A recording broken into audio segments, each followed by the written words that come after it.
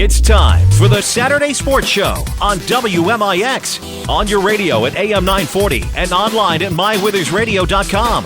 Recognized by the Illinois Broadcasters Association as one of the premier radio feature programs in the state. You're about to roam the region with more guests and content courtesy of Crossroads Community Hospital. Live from the Powerhouse, the Saturday Sports Show starts now.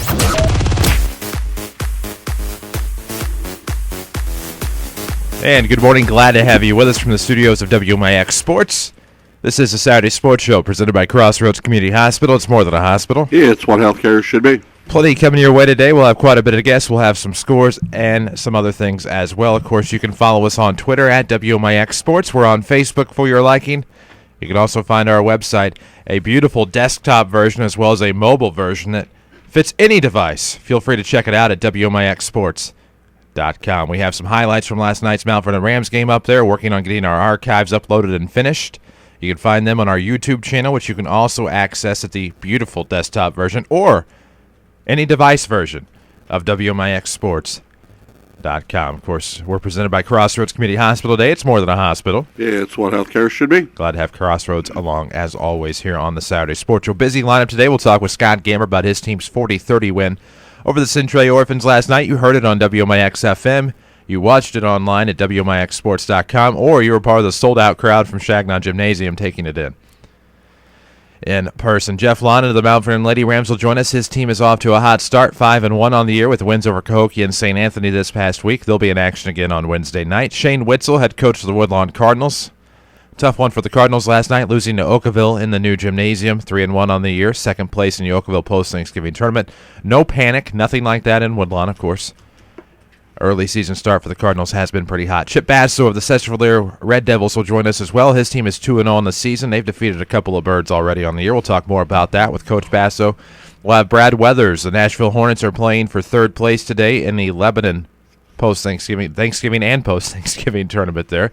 Todd Tripp at the Goreville Blackcats. Goreville, of course, hosting their inaugural tournament this year. They're looking for a championship this evening. We'll talk with Todd Tripp about that. Scott McElravy. Easy for him and I to say, of course. He'll be joining us as well, coach of the Fairfield Mules. He'll make his Saturday Sports Show debut, that coming in the 9 o'clock hour. So busy lineup coming your way today, plus plenty of talk about your basketball tournament, your favorite one. We'll try to get that on a little bit later on. We also have the WMIX Sports social media question of the week. That will be on Facebook. It is on Facebook and Twitter. On Twitter? Not on Twitter? Is on Twitter? We're on Twitter at WMIX Sports. Follow us there. Tweet us up with your question or hit us up on Facebook. You'll find us at both locations, WMIX Sports, or just head on to WMIXsports.com. Pretty well full house with you this morning. Glad to have you. Chris Hugo with Mike Richardson, Danny Zerwinski, Jeff Crow is with us in studio as well. And, of course, we need to take a look at your scores from last night. It was a busy night of high school basketball last night. Of course, we had the Mount Vernon Rams on the FM, the Woodlawn Cardinals on the AEB. The way we like to do it, keep it a full house with basketball. On the FM last night, Mount Vernon at home goes to 1-0 in South 7, beating Centralia 40-30. On the AM at Oakville beat Woodlawn in overtime, 71-63 to Oakville post-Thanksgiving tournament. Other South 7 scores, Cahokia beat Carbondale 62-56, and Althoff beat Marion on the road 53-48. Cahokia and Althoff winning on the road, Mount Vernon winning at home last night. At the Trico tournament, or I should say, let's go to Oakville. The first game last night, New Athens beat Marissa Calderville 54-37. At Trico last night, Redbud over Shawnee 70-60. Trico over Steelville 66-45. Sparta over Chester 56-48. At Goreville, Benton beat AJ, first win of the year for the Rangers, 43-32. Goreville over Johnston City 64-41. At DuQuoin, Vandalia beat Caro 62-56. And at Flora beat DuQuoin 53-51. At Murfreesboro beat Carterville 48-30. Some regular season scores. We'll run through a few of them from around the region. It is Sesser-Valier beating Frankfort 43-40. Gallatin County beat El Dorado at El Dorado 62-42. Jabot beat Pinckneyville 58-46. ZR beat Weber Township 53-46. It was Grayville over Wayne City in overtime 49-43. Lawrenceville beat Edwards County 84-65. We'll go through some of the bigger scores later on. You can find the scores posted at our Facebook page, facebook.com/WMIX Sports, or go to our website on the World Wide Web, WMIXsports.com. Scores are posted there right now. There you have it, of course. WMIXsports.com, the all-new WMIXsports.com, where you can watch or listen to your favorite team as we broadcast them throughout the season. Jefferson County's best basketball coverage. It's all presented by Community First Bank of the Heartland. We're back on the air actually on Monday night as the Woodlawn Lady Cardinals will take on the Wayne City Lady Indians. There is a JV contest in that one. They'll play 6-minute quarters. We'll probably be on the air sometime around 7 o'clock with streaming video on WMIXsports.com. We'll be on the FM on Monday night as Woodlawn and Wayne City tangle in girls basketball action. Next Rams broadcast will be Tuesday night as the Rams welcome the Scuda Indians. Of course, you can find out, I don't know why I'm telling you, you can find all this for yourself at WMIXsports.com. We hope you'll check out the website. Of course, a beautiful desktop version, and we also have a mobile version. I don't know why you'd want to be one and the same, but here nor there we go. WMIXsports.com, check it out. We hope you'll enjoy everything that we've put into that labor. Of course, video highlights from last night, including Michael Feaser's dunk late in the first half, a buzzer beater from Jaron Lydell, and a few Trevor Flota threes that he drained last night, as well as the Rams beat Centralia 40-30. We'll talk with Scott Gamber, head coach of the Mount Vernon Rams, a little bit later on. Jeff Lonnon of the Mount Vernon Lady Rams also joins us here in the 8 o'clock hour. Plenty more to talk about. But, gentlemen, we're about 2 weeks into boys basketball now. Friday night, of course, wrapped up the Oakville post-Thanksgiving tournament. We'll have Shane Witzel on here in just a moment. You and Danny and Mike had the call of that one on AM 940, and I was watching it on Twitter, actually. And by watching it, I mean just checking out the updates coming quarter by quarter. Which were pretty timely and always timely. I also got text messages, so I feel like I got great service from you guys last night. But other than that, it really seemed like Oakville started off hot late or early, and then Woodlawn kind of caught fire a little bit in the second half, and then Oakville went on a nice run, and then that's pretty well all she wrote. Overtime dominated by Oakville, no doubt about it. The momentum carried over from the three-point shot made with just a handful of seconds left. And, what a great ball game, a good atmosphere. The first game that I'd been able to check out was Thursday night, and, Oakville not playing that night. That big gym, when you don't have a lot of people in it, you're going to hear some echoes. But, boy, I tell you, last night the atmosphere was good. The place was right. Oakville fans came out in droves last night to that beautiful facility, and Woodlawn had a huge crowd as well. And, no disappointment anywhere around outside of just the final score. But very early in the year, as you mentioned earlier on in the broadcast here this morning, but Woodlawn had opportunities. They missed a few, but good basketball down the stretch by both teams, and a fun game to watch and bring back to the listeners. Weather outside, or late February, early March, feel warm, kind of warm. Big crowd, playoff, postseason atmosphere. The last 10, 15 seconds of that game of regulation was amazing. To see Woodlawn up one, throw it in, bodies go down, you throw it up to half court, you throw it down, you get a layup, you're up 3 with 5 or 4 seconds to go. Woodlawn kind of got caught in the transition going from offense, get it in, we got a layup, we might win, oh my gosh, here comes a 3, now we're tied. Didn't get that feel back. I had a guy had to get up off the floor. They had two guys that had to come back from the far end back in. So Oakville was bringing the ball down basically 5-on-2 at that point. And with red jerseys having to get back into the play, it is what it is. And I think coaches will sit back, both John Krause and Shane Witzel. Neither coach, and they understand the process of building towards February, but I'm not sure the kids on both teams know just how good Oakville and Woodlawn are and the possibility distinctly that they could meet each other in Peoria this year. Well, and that's the thing about it is you saw, at least I saw on Twitter and various social media and things like that, even some of our favorite high school sports websites that we frequent, just general shock that number 7 Oakville would beat number 1 Woodlawn. And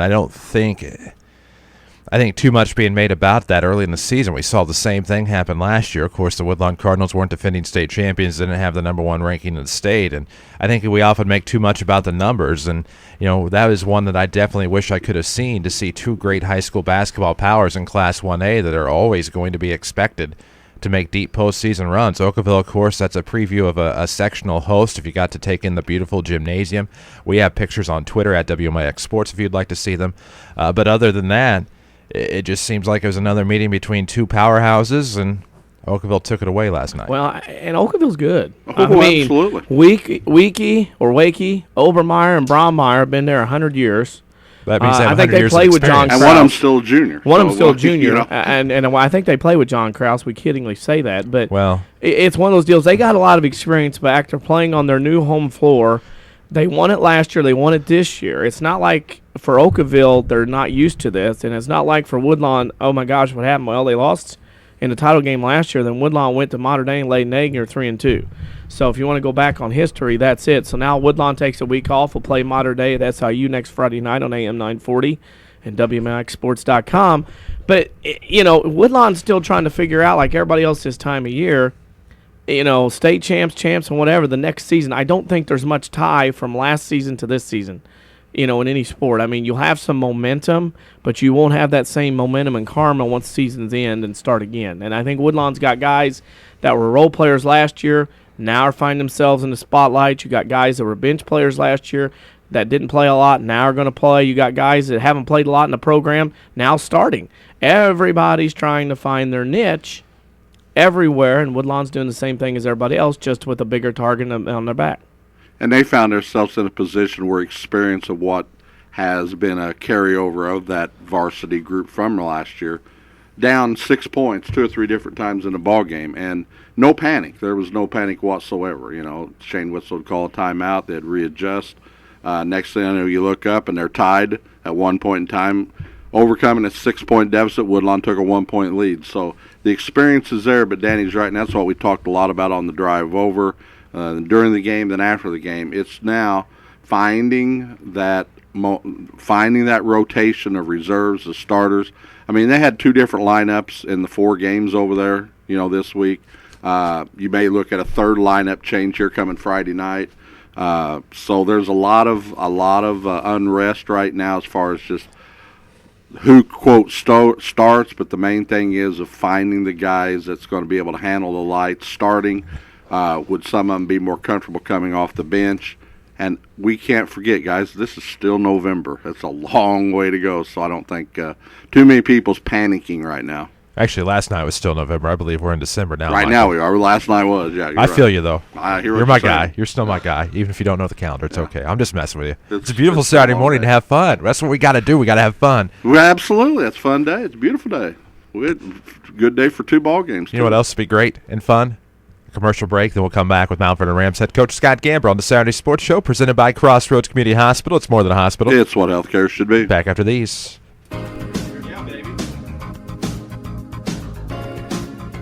Have you ever stopped to think about how much time we do not have during the day? Hi, Roy Schmidt, Ford dealer at Ford Square and Chrysler dealer at King City Chrysler, Mount Vernon. How often do you forget to make that phone call for an oil change or to schedule a tune-up? I'm excited to tell you that you can schedule your service appointments online at Ford Square and King City Chrysler. Whether the workday is too chaotic to pick up the phone or basketball practice just won't allow you to stop by, we have you covered. Log on to FordSquare.com or KingCityChrysler.com to schedule your service appointment. Or, if you prefer to hear a friendly voice, feel free to call us anytime. We've made amazing quality service unbelievably easy at Ford Square and King City Chrysler Center, Mount Vernon. You can count on us. Also, find us on Facebook and Twitter. Hi, this is Nina Reitnauer, Relationship Banker with People's National Bank in Mount Vernon. People's National Bank is focused on providing the best possible customer service and products to meet the needs of our customers. If you aren't receiving the products and services you desire, maybe it's time to make a change. Change the name of your bank for the last time and make the switch to People's National Bank. People's National Bank, serving Southern Illinois since 1909. Member FDIC, wireless carrier fees may apply.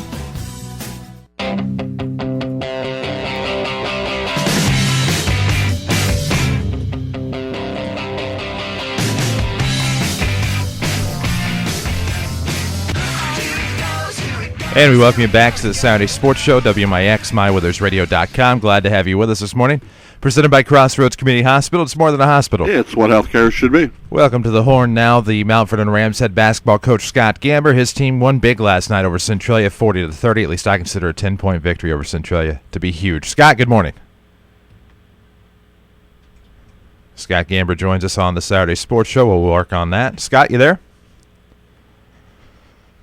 We do not have Scott Gamber. Rams won 40-30 last night. Got a big win over the Centralia Orphans. Started out hot early. Had a 10-5 lead. Had actually three. I bet we lost him. 3 threes from Trevor Flota out of the gate. Was there not a foul on the Feezer dunk? No. Really? No. There was Part of nobody that around him? now, Feezy had a little bit of trouble, it looked like, going up initially. Yeah. Okay. But came back down just fine and started to roll a little bit. Flota in looked trouble. good, hitting threes on the highlights. Good Somebody was watching highlights. Did Highlights. somebody go back and watch the archive late last night on yeah. YouTube? Yep. Somebody can't get enough basketball, can they? No, can't. We do have Scott Gamber now, head coach of the Rams. Scott Gamber's team won 40-30 last night, as we told you. Scott, good morning.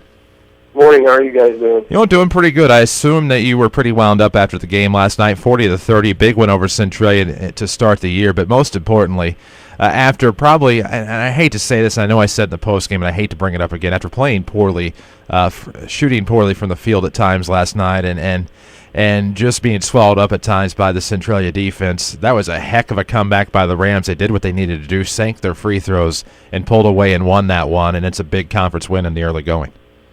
It was, and that's an area we need to get better at.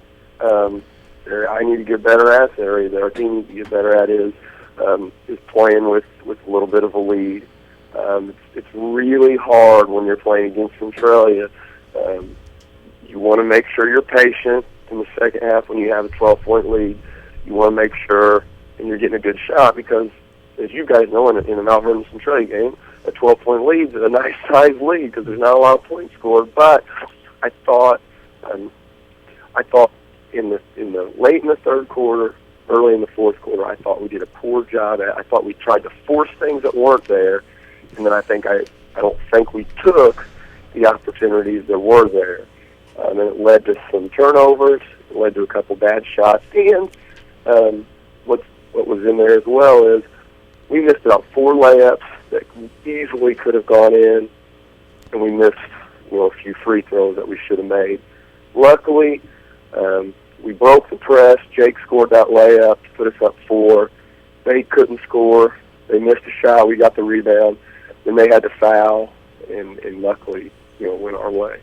Scott, don't sell yourself short. I thought you did a tremendous job last night of recognizing some flaws down the stretch and then making some substitutions that really kind of help catapult the team over the top. And after a sluggish start to the fourth quarter, finally get that first free throw to get some points on the board. And then just it seemed to take on a different element after that. It was a great atmosphere. Chaos Cage, I thought, was remarkable last night.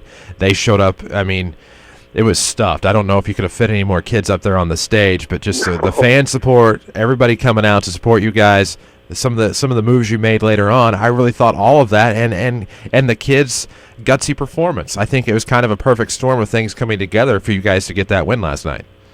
It was, and we knew that needed to happen to be able to beat Centralia last night. That before the game, I kind of got chills. Our crowd was as loud as I can remember it leading up to the game, when the drum line. Maybe it's just because it's the first game of the year and you forget how exciting that atmosphere is. But that really got our guys going, and so important for us to right from the start to get off to a good start. I think Trevor hitting his first shot gave him some confidence. He knocked down 3 threes. Obviously, the run that we made at the end of the second half was essential in winning that game. We don't make that run, we may not be able to win last night. And but like you said, I thought all the momentum was going their way. Jake's able to make that layup, and then 8. I didn't realize this after the game. 8 for 8 with Trevor and Jake down the stretch. We haven't done that a lot. And that was nice. I thought Centralia did a nice job of putting a lot of pressure on us in the second half. They made a couple big shots. But in a way, I'm almost glad that we had those struggles, could see the problems that we need to fix, and still be able to get a win. I think that in the long run will help our team. But we can't do that. We can't have a 7-minute stretch without getting a field goal. And we've got to get a little bit better at attacking pressure when there's stuff there. And I think we will, but that's something that we need to get better at. But it's a huge start for us because you have to win at home in the conference if you want to have a chance.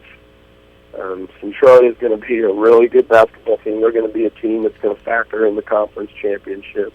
So it was huge for us to get that win, especially after. Again, I don't think we played awful at Heron or at Marion, but we sure didn't play our best basketball. So I thought it was nice to get off to a good start in the conference. I was looking at our highlights last night on WMIXSports.com, and the first thing I noticed is I had to rewind it. You were magnificently dressed last night. If we're going for GQ, you had Lee Bennett beat Circles. Because it was a good dress. I mean, that was the first thing I noticed. Not Feaser's dunk, not floated threes. I went back and said, "Wow, we're sharp tonight." This is not Thanksgiving tournament week. This is Centralia last night, wasn't it? Well, yes, that was all my wife. Okay, well, I tried to give you some my credit. outfit. Well, I mean, I've seen other Gambers dressed this week in different colors, so I didn't know what to expect last night. I've seen red, white, and blue and everything, but. Going from this game, all kidding aside, the high, the energy, the excitement, you have Mascoutah Tuesday night, and you don't have a lot of time. Usually, Rams play Friday, and then they play next Friday. Now you got a Tuesday game before you play next Friday night. Is there going to be more of an issue having a game so quickly after Centralia, or is it going to be just status quo, the excitement going to have to rein them in into Tuesday? Yeah, I'm glad we don't play tonight. It's going to be really tough to get our guys back down from the high from last night. We're going to come in this morning and practice and really start preparing for Mascoutah today. So I'm glad it's not tonight, but the thing with Mascoutah is it's a non-conference game. It's a game where I think we'll have a nice crowd. It's not going to be anything like the atmosphere that we had last night. But Mascoutah is more than capable of beating us. I think if you look at the Centralia and Mascoutah score, you say, well, Mascoutah must be down. Well, Centralia had, I think, 12 threes that game. Mascoutah had a bad night. I went and watched Mascoutah play Mahomet Seymour. Mahomet almost beat Centralia at Centralia. Mascoutah beat Mahomet. Mascoutah's got a 6'5", really athletic kid that can do some really good things. And then they've got a 6'6" big man who's got really nice post moves. They are a good basketball team, and anybody we play is capable of knocking us off. So we've got to have enjoyed last night and know that it's over. And starting today, we have to really get ready for Mascoutah, and we're going to have to play well. There's not any team that we can just show up against, and we're going to be okay. We've got to really work hard today, and it's going to be a little bit. They play a different style than Centralia, so. We've got to make those adjustments, and we're gonna. I thought we asked a whole lot from Michael Feaser last night on the defensive end. He helped Jake Wood to 3 points. Obviously, Trevor Flota was a huge part of our victory last night. 21 points, hit those threes early, made the free throws down the stretch. But I think a lot of times we'll get looked over as Michael Feaser holding Jake Wood to 3 points. Jake Wood's a tough matchup because he can score inside and he can really shoot it. We're going to be asking a whole lot of Michael Tuesday night guarding a 6'6" kid that's very good around the basket. Of course, we're going to be asking a whole lot of you right now. It's our WMIX Sports social media question of the week, and this week's question is we're finally in December. What is your favorite Christmas movie? Ooh. I know Crow came up with that. That's a good question. I really, really like Christmas movies. I really like Home Alone. I really like A Christmas Story, but probably my favorite would be Christmas Vacation. Nice. You hit the Hugo Triumvirate there is what you just did. That's good stuff. Is that your... Those are my three. Are they? Yeah, I mean, nice. on the money. But Christmas Vacation's always a good choice, and wow. I'm kind of more shocked that we're in December and it's almost time. It really is time to start thinking about Christmas. But Scott, a great win by the Rams last night. We're looking forward to seeing Mascoutah come to Shacknow Gymnasium on Tuesday night, and looking forward to hopefully seeing another Rams victory. Good luck. All right, thank you very much. That's Scott Gamber. If you can tell, I'm kind of bamboozled. I mean, he hit, and now I've given my answers away already. But that just kind of freaked me out a little bit. But here nor there, it's Christmas time, and we hope you'll take part in the WMIX Sports social media question. Jeff Lonnon of the Lady Rams still to come. So is Shane Witzel of the Woodlawn Cardinals. Looking forward to talk some county basketball with you here on the Saturday Sports Show, presented by Crossroads Community Hospital. It's more than a hospital. Yeah, it's what healthcare should be. Back after these. Rend Lake College's Adult Volunteer Literacy Program is looking for volunteers to help stop adult illiteracy. Give the gift of reading and be a hero forever. RLC will provide you with training and materials to help adults develop the basic reading ability needed to excel. You can work one-on-one, tutor a small group, or work with students in an adult education classroom. Experience the joy of helping others and change a life. Call RLC's Volunteer Partnership toll-free at 800-369-5321, extension 1342, 800-369-5321, extension 1342. When an emergency happens, time is everything, and you don't want to spend that time in a waiting room. So choose Crossroads Community Hospital with our 30 minutes or less ER service pledge. The entire team is committed to working diligently to have you initially seen by a physician, physician assistant, or nurse practitioner within 30 minutes of your arrival. When minutes matter, choose the ER that doesn't waste time. Choose Crossroads Community Hospital. Visit crossroadscommunityhospital.com/faster to learn more. If you are experiencing a medical emergency, call 911.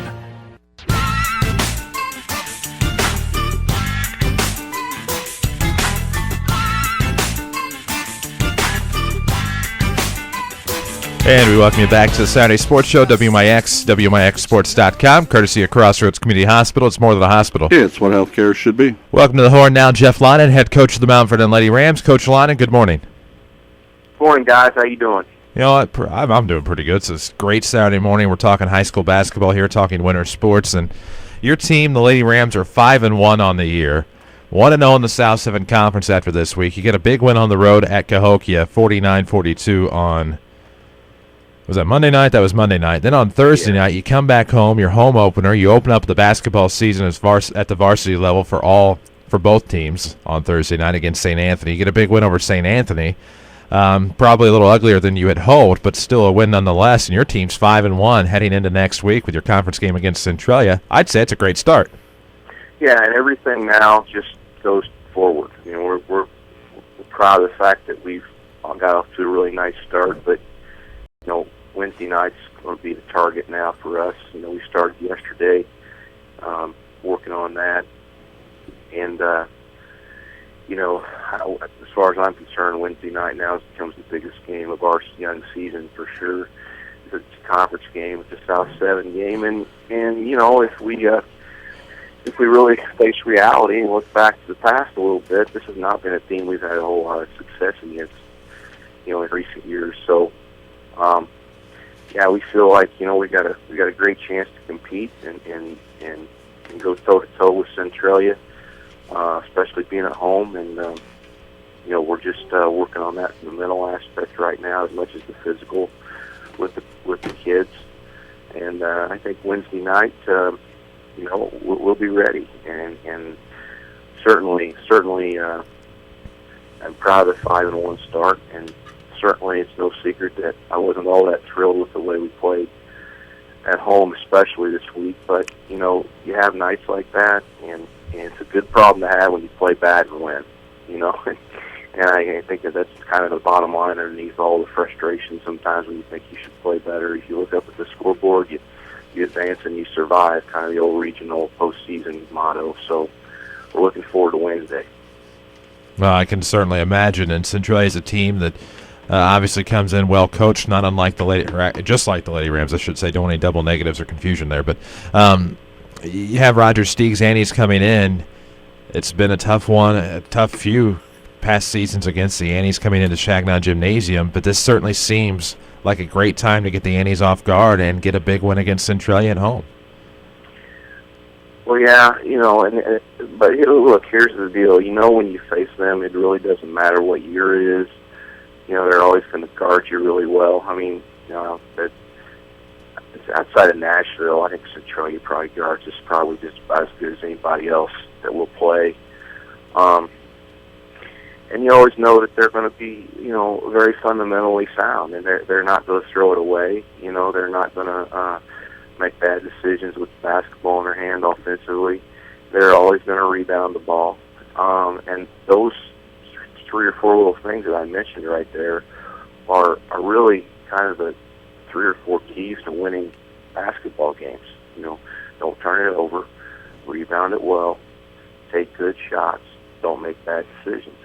They do all of those things, and they do it every year. They're very consistent at being just very solid and sound. And it's amazing that no matter what 5 kids they plug in out there, they all kind of play the same way from year in to year out. And that's very, that's a sign of a good program and a good coach. And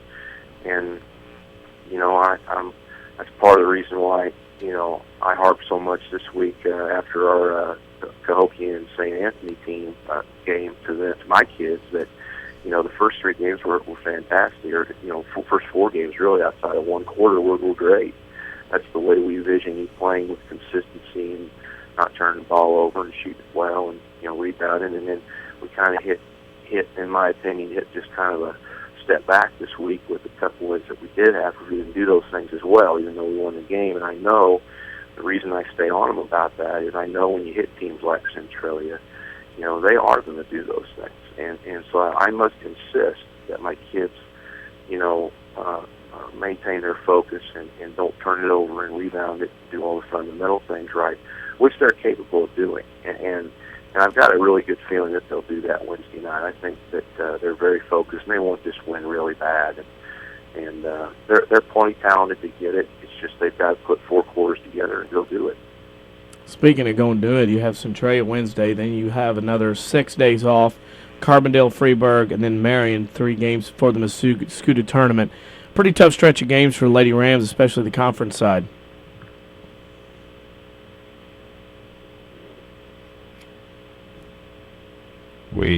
Hello? Coach Lonnie, Hello? you there? Hello, can you hear me at all? Well, you were gone for about 10 seconds, and now you're back. I'm back. Okay. Interesting. We do have AT&T here, actually, literally working on our phone lines right now. Okay. The question, of course, was you have 4 games going in after Centralia going into the Mascouda tournament. Was obviously the Annies, Carbondale, Freeburg, Marion, the 4th being Heron before that Mascouda tournament.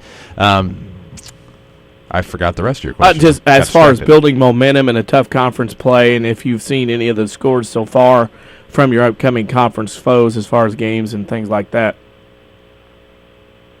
Well, yes, I have. I mean, I always try to keep as good a track as I can of what's going on. But, for instance, Cahokia beat Althoff, okay, 2 nights ago at Althoff.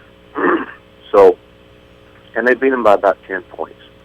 Now, I'm not a big comparative score guy. I think that's just absolutely inexact and probably a ridiculous way to figure out how you're going to do against a certain opponent because it's all about matchups, not comparative scores whenever you play 5 kids on the other side. But, if you just look at that in its very simplistic form, and then you look at what we have coming. We have Centralia, we have Marion, and we have Cardinals. When you look down the road past those 3 teams, which we're not going to, I don't mean that literally, we're not looking past anybody with the kids, but when you just sit back and analyze as media guys or coaches or whatever, you know that Althoff's been a thorn in your side forever. And they're out there waiting. And then when you see a school like that, it's a good tool to use with the kids and say, you know what, look at this. I mean, this is your time. This could be very much your time. It's maybe your turn. Everything cycles around, and we kind of got beat on there for a little while. And now you look at a team we beat, just go take out, one of the top 1 or 2 teams in the conference on their home floor. And when I said that, their eyes just kind of lit up. They didn't know, and so I think that if they don't understand that these next couple games, 2-3 games against Marion, Centralia, and Carbondale, are going to set them up really nice if they can just take them one at a time and play up to their ability. Because I don't think, Althoff needs to be the big bad team that they're, not sure about anymore. But we can't get to that point with Althoff until we take care of these next 3, and it'll be a huge momentum booster. Back to your question. Obviously, if we can take care of these next 3 teams and then get into the Christmas break and then know Althoff's coming and know we've knocked everyone off and we're getting ready to play somebody who we know is human. So to answer your question, taking them one at a time, starting Wednesday, if we can somehow manage to, kind of find our way through these next 3 conference games, we're going to have some momentum. We're going to be rolling a little bit, and that's kind of what I'm trying to get to when we hit that alt-off kind of part of our schedule. Well, it's always a tough schedule for the Lady Rams in the South 7 Conference. But, Lonnon, that brings us to our final question. Hopefully you're ready for it, the WMIX Sports Social Media Question of the Week. What is your favorite Christmas movie? A Christmas Story with Darren McGavin. You know what? I knew that. You knew that. We discussed that. Well, you knew that because, first of all, Darren McGavin, I think, is one of the great underrated all-time actors of all time. Well, let me tell you a little bit about Darren McGavin. First of all, as we all know, he was Billy Madison's dad, Adam Sandler's dad in the movie Billy Madison. But the role of Shooter McGavin in Happy Gilmore was actually named after Darren McGavin. A lot of people don't know that. And I did not know that. Yeah, there you go. And you are a wealth of trivia. And I want you to know that. In fact, you amaze me every time I sit down with you. Last night we were at the game, we did the broadcast, and you pulled out the old, what was the defense that you talked about that Lee Bennett was playing with the historic value of that? With his I think I called it the Saki. I don't know. Somebody learned from DC a long time ago. The Saki defense. He named. I must. Yes. I can't take credit for that. I'm not sure. I need you to draw the Saki defense for me because I'm intrigued. I heard DC name drop it sometime. I ran with it because that's what I do. Well, we're going to put it in if you can draw it up because I'm telling you what, the Rams defense was good last night. The Centralia defense was good last night, but I've never heard of the Saki defense. And I forget. I think it's exactly what I called it. I want a piece of it. I want a piece of knowledge. I want a piece of Hugo defensive knowledge because you never know. We may pull that out at some point in time when we need it, maybe against Alton. Lana, if I knew anything about how to draw defenses and offenses, I probably wouldn't be in the radio booth. But that being said, A Christmas Story is a great choice, and we look forward to talking to you again in the post game on Wednesday night as your Lady Rams have the Centralia Annies. And, of course, not supposed to have a rooting interest, but it would be nice to see the Lady Rams 6-1 on the year. Well, it sure would, and that's just kind of approach it just one at a time. And you know, we're taking a weekend off this weekend. We're letting them kind of go do their thing with Christmas shopping and all that. And, you know, since we had a little break, didn't play till Wednesday, and hopefully we'll come back in Monday. We're healed up a little bit. We're a little banged in little places, ankles and knees and things. But I think Wednesday you're going to see a real good girls basketball game in Shagnon. So I hope we get a good crowd and invite everybody out to support the Lady Rams.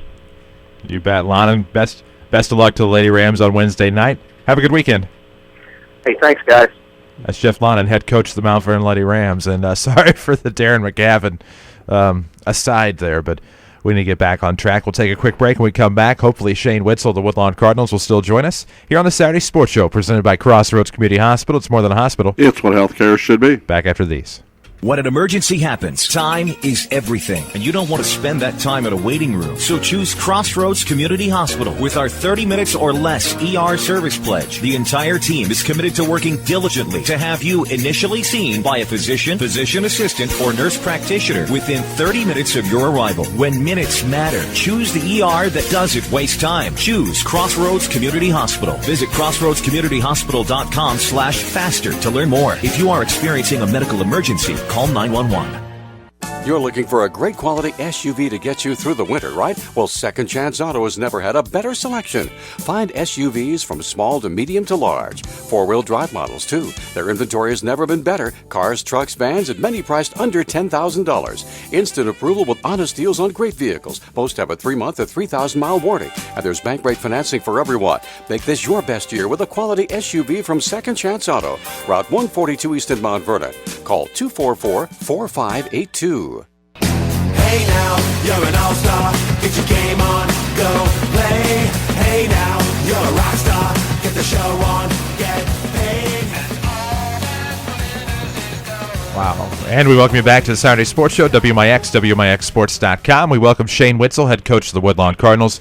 Tough loss in overtime by the Cardinals last night, but certainly seemed like one that can be learned from. Coach, I know I always say good morning at this point. I wish it was a better morning for the Woodlawn Cardinals, but from having seen the results coming off of Twitter, it certainly seemed like the Cardinals played well late, just kind of maybe lost a step or two in overtime, but all in all, a great game played last night by the Woodlawn Cardinals.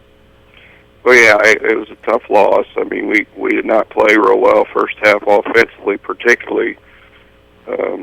weren't real patient. We didn't run our sets correctly. We didn't set screens. We didn't use screens, and we didn't shoot it well. But defensively, I felt like that we played pretty well throughout the game, and I felt like we responded well at halftime, made some adjustments, and kind of loosened some things up, and trying to pick up the pace and the speed of the game and the tempo, and got on a good flow there offensively. We scored 15 in the first half and 40 in the second, and we were much more patient.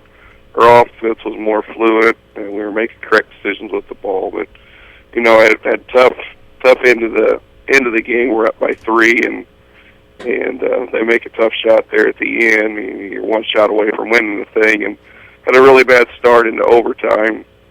Turned it over on the first possession, and I don't think we got a very good shot on the second one. I haven't watched the film yet, but there were some positive things. So we responded well.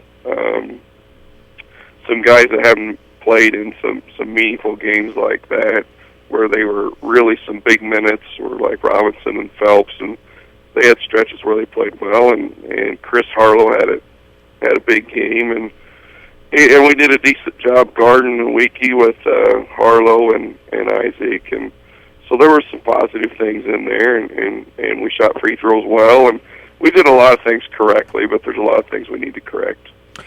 A lot of people try to combine seasons. Let's take last season to this season, everything else. I'm not a big fan of that because each season is a chapter of its own.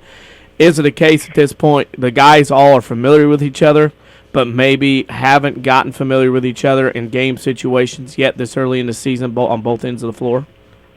I don't think so. I think it's who we were playing. Oakville's got a very good team, and a lot of the issues offensively were because we haven't got to compete against that in practice. And our JV team does a good job of playing hard and trying to do some things to extend us and expose some weaknesses. But until you play against a team of that caliber and that kind of defense, you're going to see a lot of improvement from game to game when you challenge yourself against good opponents. And that's why it's so important to play good competition, is because you can't simulate that kind of thing in practice. And in particular, a big game like that, where you have to make some adjustments during the game, and we had to do some adjustments because some of the things that we weren't doing wasn't working correctly, and part of that was our offensive execution, and part of that was their defense. Part of that coming up, you had 4 games this week. Now you'll have 1 game this week coming up, then you'll have another game the next week, and then another game the next week. So after so many games in 1 week, you have 3 games over the next 3 weeks. A lot of time for the Cardinals to learn about themselves, isn't it? Yeah, I think so. I mean, I as a coach, you like to have practice in between games so you can kind of correct some things, and we'll get a chance to watch some film and kind of learn from it. And that's one of the things that we talked about when we left last night, is when you win games, those mistakes get glossed over. But when you lose a tough one like we lost, they become seared in, and they become more meaningful, and you can learn from those situations, and that's when they become more amplified. They're not really discussed whenever you win. It's just, hey, big win, let's move on to the next one. Now, us as coaches don't do that, but we know those problems are still there. If Overmeyer doesn't make the 3 at the end, then everything's fine for the perception. But from the coaches, we know the mistakes that we made, and we even won the game. So, yeah, I like the fact that we have some time to practice a little bit, and get back in there and watch some film, and that's kind of the whole idea, is to try to improve as quick as you can. Next Friday night, a nice change to the schedule. Modern-day Woodlawn been a consistent game for several years now. This time, moving to the SIU Arena. That's a nice opportunity for both key teams involved to get to play on that floor. Sure, and that was the idea, is playing college-sized floor in a great environment. They've redone their facility, and it's a nice place to play. We had a great experience down there last year.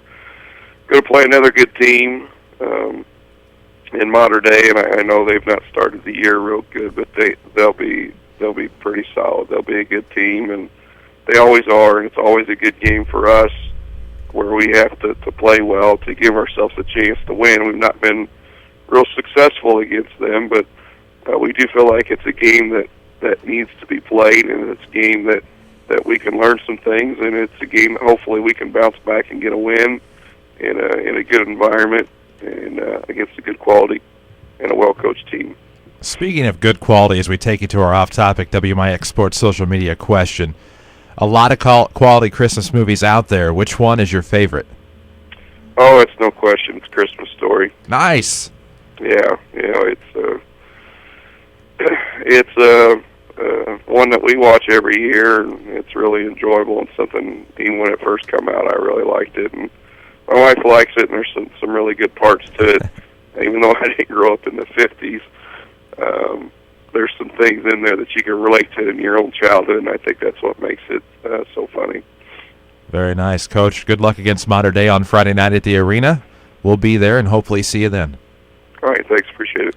That's Shane Witzel, head coach of the Woodlawn Cardinals, and caught off guard by the appreciation of A Christmas Story today. It's running wild here. I love it. Kind of like at Oakville, Hulk Hogan.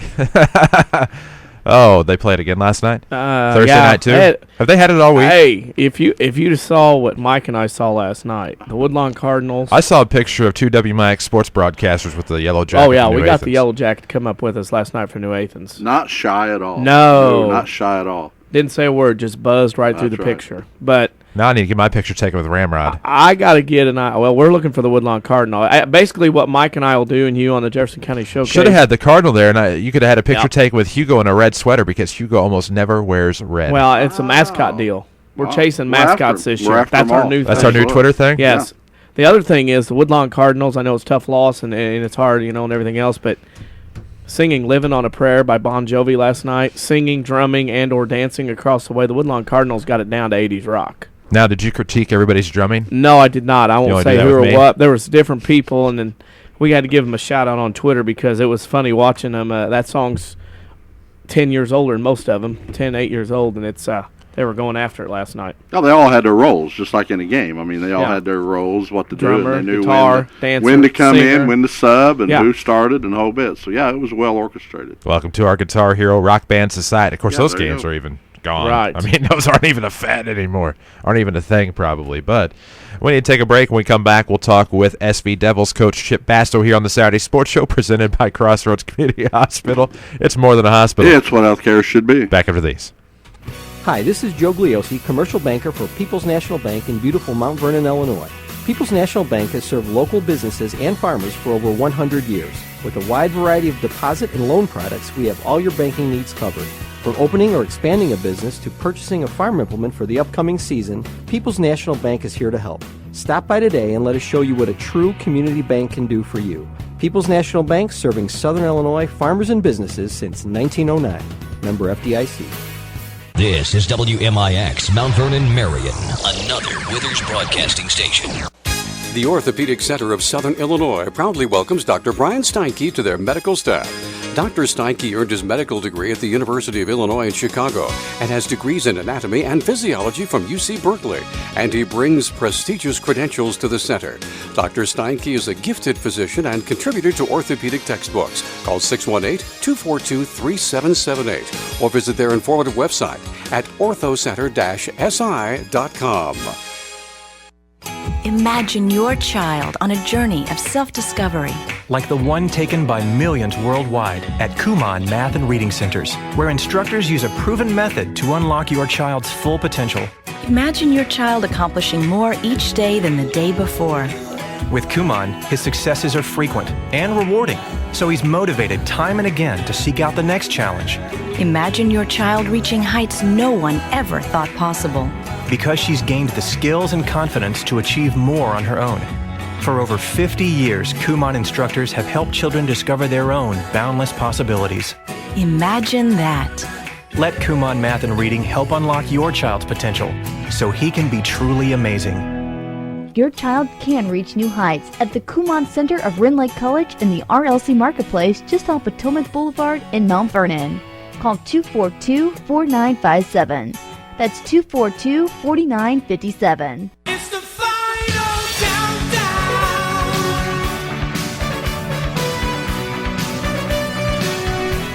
The final countdown. And we welcome you back to the Saturday Sports Show, WMIX. How about WMIXsports.com? WMIXsports.com. Glad to have you with us, courtesy of Crossroads Community Hospital. It's more than a hospital. Yeah, it's what healthcare should be. Flag thrown in studio. Bump it back 5 yards on the false start. It is WMIXsports.com. That's our new sports website. Hope you'll take the time to enjoy it. Desktop version and mobile phone version. Works on any device, actually. Hope you'll take the time to check it out. We welcome to the show now. Now I'm going to stumble through the rest of the way, but we welcome West? Yeah. Bugs Bunny. You know what? Forget about all that. Yeah. Chip Basso, head coach of the Sesser-Valier Red Devils. Good morning. Morning. You know what? 2-0 on the year. You've beaten a couple of birds to start your season. I believe the Alvarado Falcons and the West Frankfort Redbirds last night, fresh off that victory. Nice little start. Getting out of the Thanksgiving tournament thing this year, starting with a couple of regular season games, seems to be working out well thus far for the Devils. Well, it is, and it's still early in the season, and you just hope you've got everything ready and put in and ready to go when the first game rolls around. And we have gotten off to a pretty good start. Little different approach this year to your schedule. You had been playing at the Christopher tournament to begin the year and others before that. What was the thought of changing, picking up 2 regular season games rather than starting the year with a tournament? We looked at, a couple of factors played into that. One, the teams in the tournament, and Christopher does a fantastic job of hosting the tournament. We had some conference teams in there that we were already seeing a couple times, and we were in some other tournaments with too. So it gave us a chance to get away from them a little bit. But also too, we had talked kind of as a coaching staff and with our administration, and kind of like the idea of playing post-Thanksgiving instead of the week of Thanksgiving. So those are kind of the biggest factors in that decision. Your team in the last year program, 3 years now going on 4, has graduated an immense amount of talent the last few years. Lots of wins, lots of success at Sesser-Valier High School. But you do have a team this year. Talk about some of those kids, including Justin Kulik, who's one of your returning starters from last year. Yeah, I think the first couple games we've handed out a lot more programs because nobody knows who's on the floor with some of the new faces around. But yeah, with our team this year, Justin Kulik, our 6'7" post player is back. Who has the most experience, most minutes coming back. So we're leaning heavily on him. We've got some other seniors that are stepped up in some good roles for us, and Derek Hood, Cody Lingle, Reggie Eubanks, who's actually hurt. He's been hurt this first week, but he's going to kind of give some other post presence in there too. I know we got some younger kids, some sophomores and juniors, that are stepping up and playing some good minutes for us too. I'm looking down your schedule here, and you get Alvarado and Frankfort, a big win last night. In fact, you come back from double digits behind to come back and beat a cross-county rival that, in my memory, I don't recall, besides the midwinter tournament Frankfort, a regular season game between West Frankfort and Sesser-Valier and ever. Yeah, we've. I think that's the first time Frankfort's been to our gym. We actually put them on the schedule last year, so we went down to Frankfort regular season last year. But to my knowledge, I don't think they've ever came to Sesser and played. So there was kind of a unique aspect there. There was a nice crowd there, and West Frankfort they're kind of getting ready, I think, to start their upswing a little bit. They've had a few tough seasons over the last few years, but they've got some good young talent, and they've got a mix of good seniors too. So it was a good game last night. A good game last night. Now for your season as you move along into December, a couple of toughies now. At Chester next Friday night, you go to at Johnson City on that Tuesday, Christopher at home, and Carrier Mills, a new addition to the schedule. You're bumping things up, even though that turnover of talent in the last few years. Well, and we kind of look at it as we want to play good teams. We want to play teams that are going to get you ready, come postseason basketball time. And if you stub your toe, or you get a little nick in your arm, or sometimes that, our hope is it's going to make us stronger coming down the stretch. Coming down the stretch in this first half, of course, is your traditional Sesser-Valier Holiday Tournament, 16 teams, small school, one of the best ones in the state. Looking forward to that. You're a guy from Sesser, went to Sesser, now coaching and working there. What does that mean to you and the town and the school as far as hosting that tournament every year? Our community loves the tournament and rallies around it, and I kind of tell people the same thing you said is if you look across the state in Class 1A, I think we can put as good a product on the floor during this tournament. If you want to see some good small school basketball, it's a fantastic place to come and watch. And the field's going to be strong again this year. I would think Woodlawn, Goreville, the two teams immediately pop out to people, but there's some other teams in there to make some noise this year. Certainly are. And speaking of making some noise, it's been making a lot of noise on social media. It's our WMIX Sports social media question of the week. This week we ask, it's off topic, what is your favorite Christmas movie? I'm sorry, my favorite Christmas what? Favorite Christmas movie? Oh, my favorite Christmas movie? Probably Christmas Story, I would say. Nice. I think that's probably my favorite one. Kind of tradition here in our house when it comes on TV, we all sit down and watch it. But I believe A Christmas Story is my favorite one. So do you watch like the TBS marathon where it's on for like 24 hours? We won't watch the whole marathon, but we usually catch it a couple times while it's on there. But yeah, my kids enjoy that movie, and it's one we always look forward to. Very nice, Coach. Best of luck to the Devils the rest of the way, and hopefully we'll see you soon. Sounds good. See you guys. That's Tripp Basso, head coach of the Sesser-Valier Red Devils. Glad to have him aboard on the Saturday Sports Show. We need to take a break. When we come back, we will talk some scores and get you caught up here on the Saturday Sports Show, presented by Crossroads Community Hospital. It's more than a hospital. Yeah, it's what healthcare should be. Back after these. How does Dale's Harley-Davidson in Mount Vernon stay the longest-running Harley dealer in Southern Illinois? How about free pickup and delivery and being the home of the $29.95 oil change? Plus, get financing as low as 1.5 APR, along with the best selection of certified pre-owned Harley-Davidsons. So now you know how Dale's Harley-Davidson stays number one. Dale's Harley-Davidson, open every day but Wednesday, just off of I-57 in Mount Vernon. Visit dales-hd.com and follow us on Facebook and Twitter. When an emergency happens, time is everything, and you don't want to spend that time in a waiting room. So choose Crossroads Community Hospital with our 30 minutes or less ER service pledge. The entire team is committed to working diligently to have you initially seen by a physician, physician assistant, or nurse practitioner within 30 minutes of your arrival. When minutes matter, choose the ER that doesn't waste time. Choose Crossroads Community Hospital. Visit crossroadscommunityhospital.com/faster to learn more. If you are experiencing a medical emergency, call 911.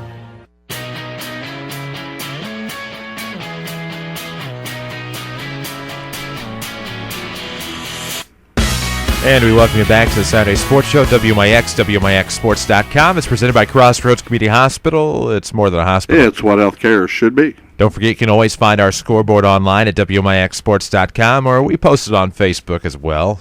Don't forget, you can follow us on Twitter at WMIX Sports. But in case you missed it earlier in the program, here are our scores from last night. It was a busy night of high school basketball and some high school wrestling as well. We'll start in the South. Meridian beat Joppa 104-57. Century beat Cobden 42-37. Heading to the East, Grayville over Wayne City in overtime 49-43. Lawrenceville over Edwards County 84-65. Newton over Red Hills 69-34. Sisney over North Clay 53-36. We'll head north. Robinson beat Olney 57-36. Breeze Central beat T-Town 49-42. Effingham over Charleston 76-60. And Mount Zion beat Mattoon 56-48. We'll head west. Waterloo over Jerseyville 49-41. Granite City beat O'Fallon 66-58. Yeah.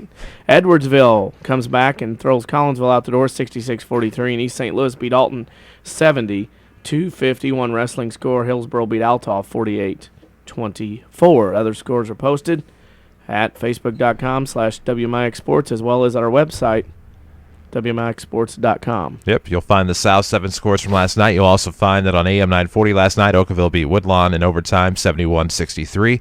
And on the FM with video at WMIXsports.com, the Mount Vernon Rams beat the Centralia Orphans by a final of 40-30. The rest of them, as Dane just said, on WMIXsports.com. We hope you'll check it out. Also some highlights from last night's Mount Vernon Rams game, working to get the archives from last night up as well. You'll find them on YouTube if you want to go to WMIXsports.com. They're already on YouTube.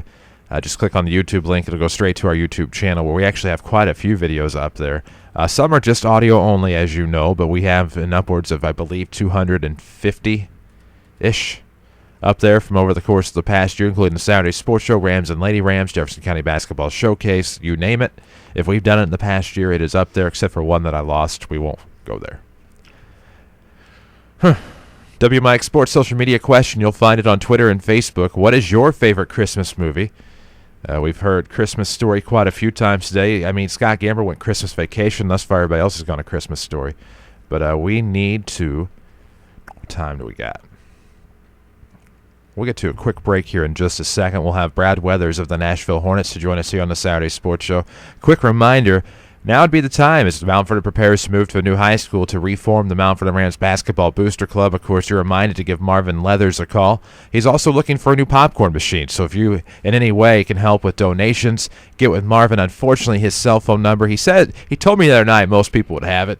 If not, tweet us or whatever, and we'll get you that information. Unfortunately, his cell number is not in my phone. It is actually about 50 feet from me right now as we speak in my sports bag. So that is not in this room. Epic fail on my part. But Marvin Leathers could really, and the Rams basketball boosters could really use some help and could also use a new popcorn machine. So if you could help out in the way of donations, or maybe if you just want to come up with the popcorn machine on your own and donate it, get with Marvin, see what he needs, and see if you can help out the Rams. And it's not just the basketball boosters. They help out. They allow every athletic program and activity a chance to work, and they get a cut of the proceeds for that night as well. So it's very benevolent and a great opportunity to help out Mount Vernon High School if you can.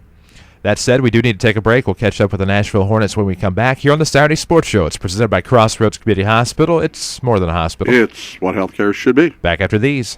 Do you farm or operate an agriculture-based business? Then Community First Bank is for you. Hi, I'm Steve Down, Agribusiness Lending Officer at Community First Bank. With our roots firmly planted in Jefferson County, we offer the stability, strength, and personal attention that you deserve. Community First Bank wants to be your financial partner with customized products for both your personal and farm banking needs. Stop by any of our 5 convenient Jefferson County locations to see how we can help your business grow. Community First Bank with locations in Mount Vernon, Woodlawn, Dix, and Ina. Member FDIC, Equal Housing Lender. When an emergency happens, time is everything, and you don't want to spend that time in a waiting room. So choose Crossroads Community Hospital with our 30 minutes or less ER service pledge. The entire team is committed to working diligently to have you initially seen by a physician, physician assistant, or nurse practitioner within 30 minutes of your arrival. When minutes matter, choose the ER that doesn't waste time. Choose Crossroads Community Hospital. Visit crossroadscommunityhospital.com/faster to learn more. If you are experiencing a medical emergency, call 911.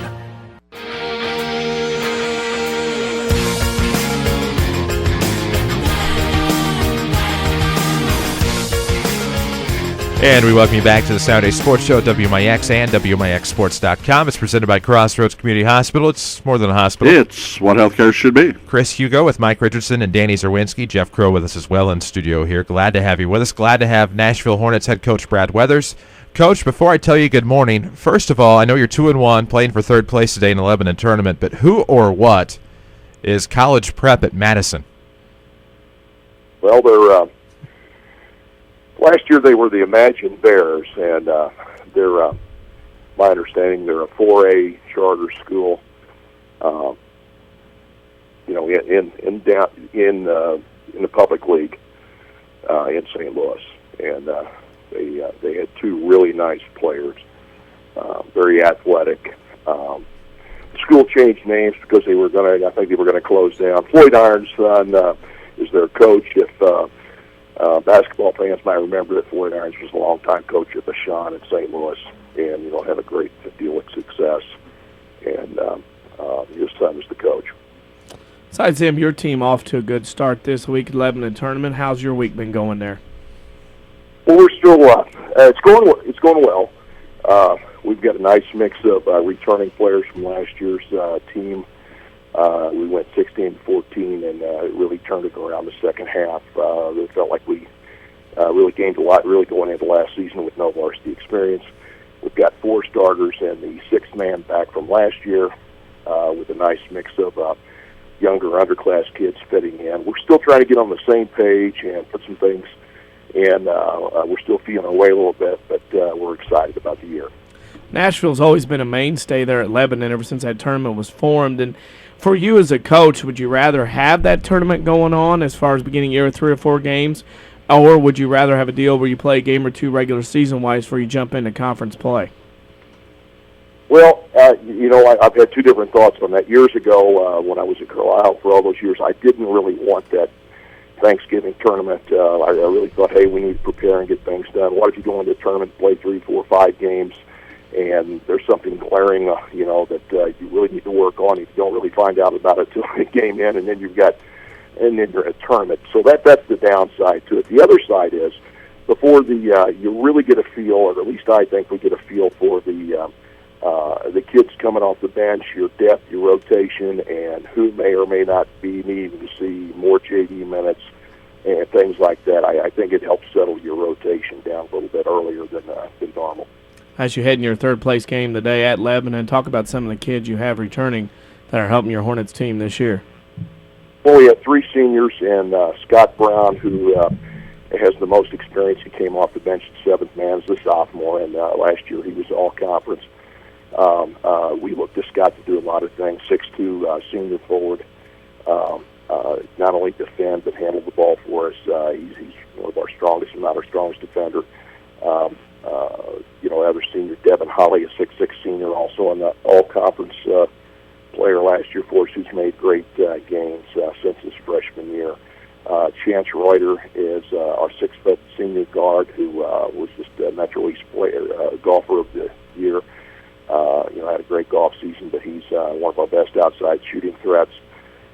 Junior Keegan Anderson, 6-foot guard, who's come along. He started for us last year, has really played well early for us. Daniel Thorson is a 6'1" sophomore who came off the bench for us last year as a freshman, and strong, about 190 pounds, a strong kid, good defender, improving offensively. Those are the 5 kids that we have back. Kids that have been in the rotation already this season, and we hopefully depth is one of our strengths this year. Royce Newman is a 6'6" freshman post player forward for us. Seen a lot of minutes already. Hunter Beatley at 6'3", junior forward who was our leading scorer on the JV team last year. Bryce Steiner is a 6'1", junior guard who missed all last season with shoulder surgery. He's a big, strong kid that can shoot the ball. And we actually have others that we see along the line. Hopefully they keep developing, that we can, if the head coach can get things straight, figure out how to rotate people in and out, we ought to be deep. Looking ahead after this, the river-to-river Mississippi division, in my memory, is this about as balanced as this side of the conference has been in about ever? Yeah, in recent memory anyway. Used to it was usually a 2-team race or with a possible third. A lot of times, and with everybody else chasing. This year, it looks. You're absolutely right. Everybody looks to be balanced. But the bottom half the last 3 or 4 years seems to have made it step up, and there are no, at least in my mind, there's no gimme games on our conference schedule as well as our non-conference schedule as far as that goes. Of course, Coach, we like to go a little bit off topic for our final question here on the Saturday Sports Show. This week's WMIX Sports Social Media Question of the Week is, what is your favorite Christmas movie? My favorite Christmas, well, there's 2. It's got to be Christmas Vacation or what is it, The Christmas Story that runs 24/7. Yes. That's the name of it. A Christmas Story, exactly. So Christmas Vacation and A Christmas Story, 2 solid choices. Not bad. Not bad. I mean, are you the kind that'll sit there when they have it on running 24 hours a day, you're going to catch one or catch parts of it multiple times during the day? Well, actually, we usually have Christmas in our house. A lot of the family on my side, and actually my wife's side, will be there, and it's usually on all day long. So you see snippets of it to the point where I think all my kids can pretty well recite the script pretty well. Coach, very nice. And obviously we wish the best of luck to the Nashville Hornets along the way, and can't wait to have you on again here on the Saturday Sports Show. Thank you very much. Thanks. That's Brad Weathers, head coach of the Nashville Hornets. Of course, won a state title at Carlisle, played at Benton, and just a storied basketball career for the Nashville head coach, Brad Weathers. And we thank you for taking the time to tune in this morning on WMIX and online at WMIXsports.com, presented by Crossroads Community Hospital. It's more than a hospital. It's what healthcare should be. Of course, we want you to know, don't forget to check out our WMIX Sports social media question of the week, Facebook.com/WMIX Sports, or find it on Twitter at WMIX Sports. If you're listening to us on your smartphone, it should be pretty easy just to thumb on over to one of your Twitter or Facebook apps. We'll take a quick break. We're back after these. The state of denial is a drag and a trial. When I bought my cheap insurance, should have known this day would come. Now I've had an accident and I'm feeling quite alone. Called them at least 20 times, but they won't pick up the phone. Without personal service, my policy's kind of worthless. Get to a better state, State Farm. Don't deny yourself to call an agent. Tony Wilt in Mount Vernon, 242-1421. You've heard a lot about the new Good Samaritan Regional Health Center, about the cozy fireplaces in its patient areas, and about its numerous healing gardens and soothing nature-inspired artwork. Now that the new hospital is finished, you can finally see them for yourself. Good Samaritan is hosting tours of the new hospital on Saturday, January 5th from 11 a.m. to 4 p.m. and Sunday, January 6th from 1 p.m. to 4 p.m. This isn't your ordinary open house. It's the opportunity to get a behind-the-scenes glimpse of the brand new Good Samaritan Regional Health Center before it's open to the public in late January. Come see an operating room from the point of view of the surgeon or the new expanded ER and all private patient rooms. Join us at the new facility just off Veterans Memorial Drive in Mount Vernon on January 5th and 6th for complimentary refreshments and to see how we're raising the bar for healthcare in Southern Illinois. You've never seen a hospital like this before. Visit smgsi.com to learn more. I know you've heard about mortgage rates being all-time lows, but have you done anything about it yet? Hi, I'm Rick Pigg, mortgage lender at Community First Bank. There's never been a better time at buying a home or refinancing an existing mortgage. The sooner you act, the more you save, and we'll be there to help you through every step of the way. For more information, visit us at comfirstbank.net or stop by one of our 5 locations. Community First Bank with locations in Mount Vernon, Woodlawn, Dix, and Ina. Welcome back to Personal Banking. Member FDIC, Equal Housing Lender.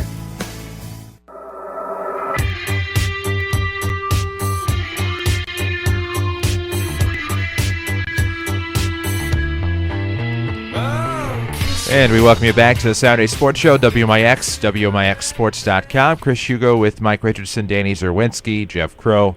Full house studio for you this morning here at WMIX, presented by Crossroads Community Hospital. It's more than a hospital. It's what healthcare should be. Our next guest is the head coach of the 3-0 Goreville Blackcats, hosting their own inaugural tournament this week. Todd Tripp. Coach Tripp, good morning.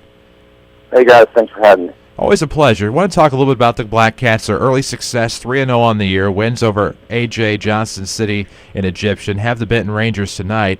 You start your own tournament this year. You get quite a few premier programs in terms of 1A and 2A in there, and having quite a bit of success to start. Yeah, we got a lot of experience back this year, and it helps get the ball rolling a little bit, and we're excited about this tournament. We feel like we had some really good schools to start our tournament with. A good mix, and a lot of good coaches coming in here, and it's felt like it'd be a challenge for us, and going in every night, and no matter who we played, and we're excited about our start. Speaking of your start, you have off to a 3-0 start, but your tournament, one of those new beginning of the year tournaments, how tough was it to pre-plan, prepare, and get a tournament like this started with so many other ones in Southern Illinois going on at the same time? Since I've been here at Goreville, this is my 9th year, we always wanted to try to come up with something, whether it be a shootout or a tournament, and, just kind of talking with other coaches and friends, kind of got the ball rolling that way a little bit, and then you look at teams coming in, you don't want teams you play on a regular basis, and everybody that comes in don't want to play other teams that they play on a regular basis, so it just worked out where we had a good mixture here, and we don't see each other. We're in different conferences, and it just happened to work out that way. So, we were lucky to get the teams we got in here. This year, your team is one of those down there getting a little ink as far as a favorite going in and running in a deep postseason run. But talk about your team in general. Who returns this year for Goreville? You have a lot of veterans returning.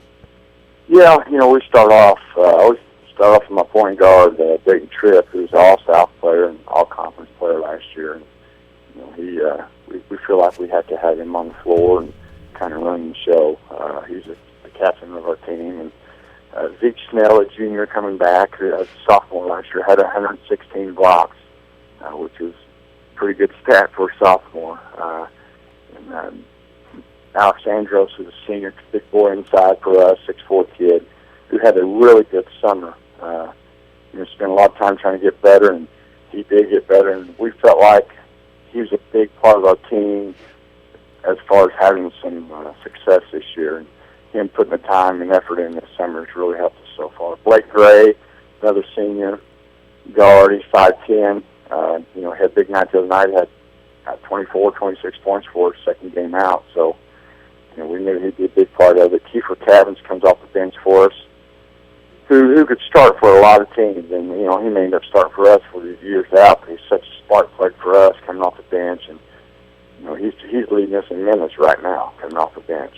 So, J.T. Russell, another kid, 6'4", shooting guard for us. He's put in some time and effort and trying to get better, and he's up to the start too. Getting into Black Diamond Conference away from a traditional South Egyptian conference, I should say.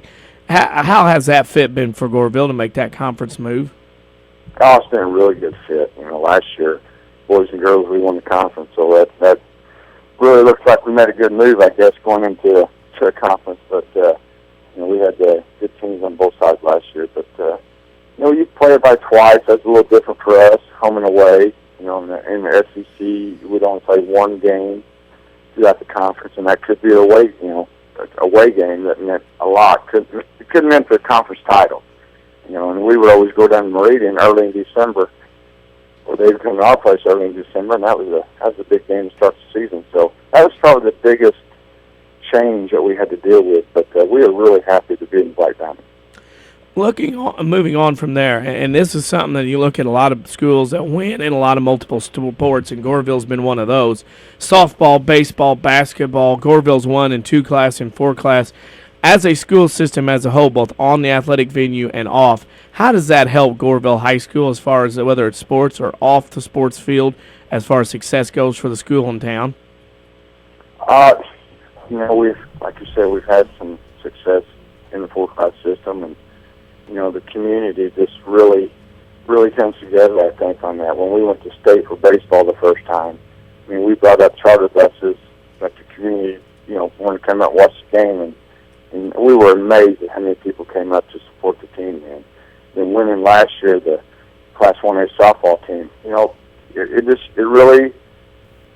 we felt like athletics was big in Goreville anyways, and everybody talks about that. But we feel like folks really came out and support our teams even more. For the small schools, we felt from the beginning the 4-class system was a smart move, a good move. And talking to a lot of other coaches, I know some of them didn't agree with it, but I had to disagree with them.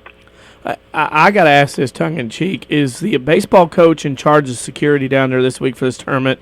With the coaching heavyweights of Wade Thomas, Ron Weinmiller, Mike Chamness, Coach Mandrell coming in. Is he in charge of that? We do whatever we have to do to keep those guys calm. Now, there were some good coaches, and like I said earlier, I was so happy to get those teams, those schools, and those coaches involved in our tournament, and it's been a good week for us. Good week for you, and we'll ask a final question here we like to do is ask a social media question here for WMIX Sports. This week's question is, that we ask all of our guests, is what is your favorite Christmas movie? Christmas Vacation. Obvious. That was quick and easy. That's easy. Easy. Is that like a traditional thing? You got to watch it every time this time of year, multiple times? Oh, yeah, of course. Throughout the whole year, not just this time of year. So what's your favorite part of Christmas Vacation? I like all of it. I like I don't want to go into that too much, but... Say no more. Yeah. Where to put the tree is a good part. Yeah.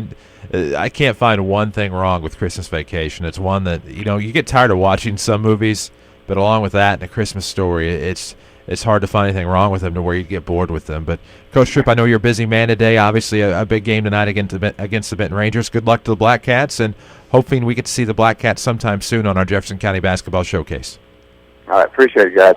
Thank you. That is Todd Tripp, head coach of the Blackcats, and hoping to sneak them in at some point. If not, I know we'll at least we'll sneak the girls in at least on the showcase, but maybe at the Sesser-Valier holiday tournament, something along those lines.